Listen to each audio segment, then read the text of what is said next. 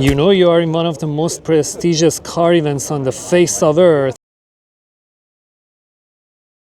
when you've got a Mercedes C9 and behind it two CLK GTRs, one of them being the street version and the other one a track weapon. This is an impossible scenery and a setup to be able to witness. Let me talk a little bit about the Mercedes C9, because this gentleman right here is the forgotten grandfather of the Mercedes CLK GTR. Bro, this is the car that in the late 80s, Mercedes created it with the Sauber engineering to bring Mercedes back to the endurance races after the 1951 disaster in the Mille Miglia. This guy right here has a 5-liter M117 twin turbocharged V8 engine, making around 720 horsepower to 800 horsepower back in 1987.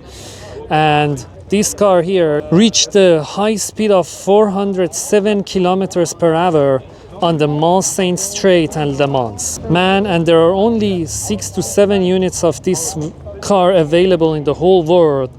And this never saw the light of the streets. This is only a track weapon.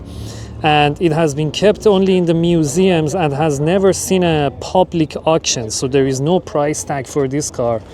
And probably if it ever went on auction, it would be like 10 million euros at least. So this guy here is one of the most insane vehicles you've probably ever seen in your entire life. All right, the race version of the CLK GTR with a 6-liter naturally aspirated Mercedes Benz LS600 V12 engine, making 600 horsepower and 700 newton meters of torque at 3,900 RPMs back in 90s with a 6-speed sequential manual gearbox and a carbon fiber and aluminum honeycomb monocoque, weighing only 1,000 kilograms, which makes this car capable of reaching of high speeds of 330 kilometers per hour and doing the 0 to 100 kilometers per hour in only 3.8 seconds. Bro, and let me quickly compare it to the street version of the CLK GTR, which is this one on the left. This one has a 6.9 liter V12 engine, Mercedes Benz's M297, the code of the engine. This one makes the 612 horsepower at 6,500 RPMs and 775 newton meters of torque at 5,250 RPMs. This one comes with the same gearbox as the track version, but it weighs much more, like 440 kilograms more, because of the air conditioning system, because of the sound system, and it did the 0 to 100 kilometers per hour with the same exact numbers, 3.8 seconds. And this one also comes with the ABS braking systems, which was a huge thing back there. And it's the biggest difference between the street legal version and the track focus version, which is the other one over there. One thing I need to mention from both of these cars is that the only original parts coming from the CLK are the headlights, the taillights, and the front grille.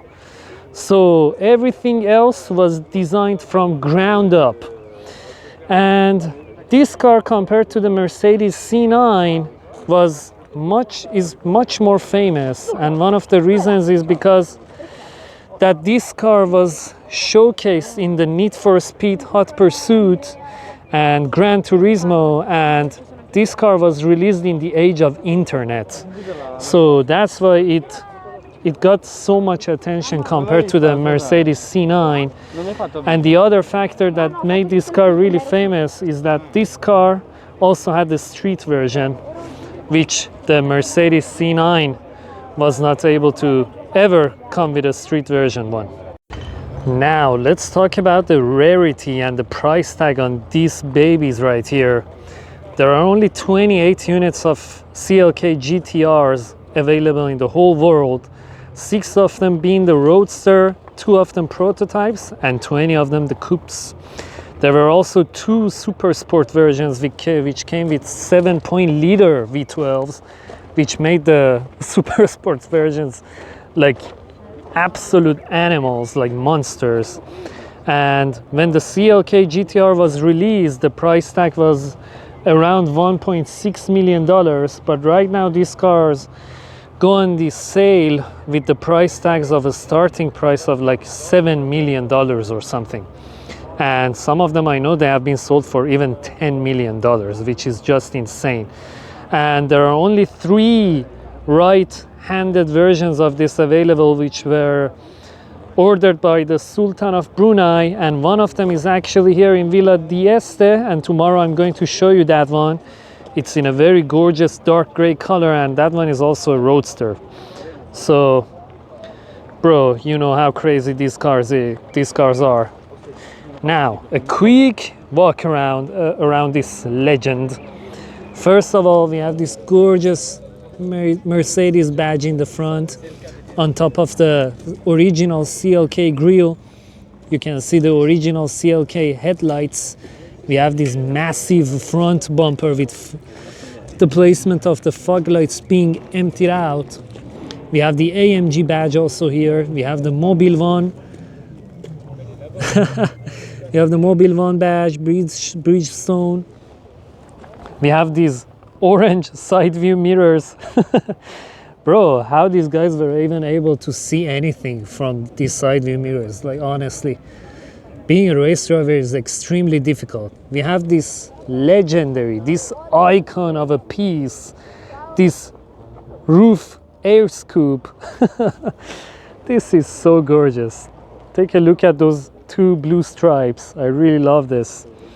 We have Warsteiner. I'm not German, I cannot pronounce this correctly. We have these physical locks to be able, which makes you able to open up the body parts in case of maintenance or repairs. We have another one also here. This is so gorgeous. Take a look at this, all these metal latches. This is insane. We have these iconic rims, these turbine shaped rims, which comes with the beautiful brakes here. This is so old school, man. This is so beautiful. We have also some other badges over there. D2 Privat, H&R, Sandler. There are just so many stuff going on. We have the Mobile One badge on this massive rear spoiler. God knows how much downforce it makes here in the back. We have all these screws attaching the rear window to the body panel. This is just so insane. We have a Becker sticker right here. This is so gorgeous, man. This is so insane.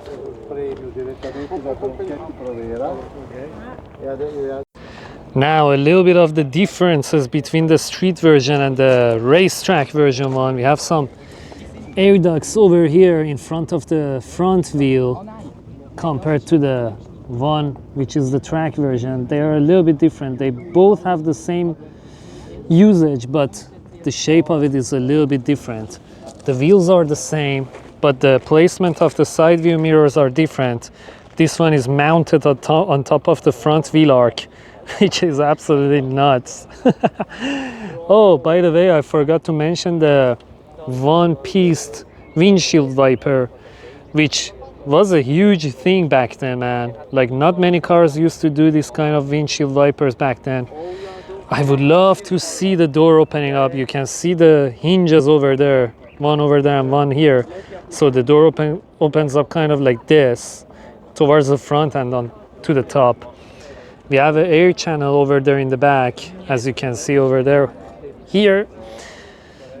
And also the rear window is different here. This one has some grille shapes on top of it, which basically makes the rear visibility 0.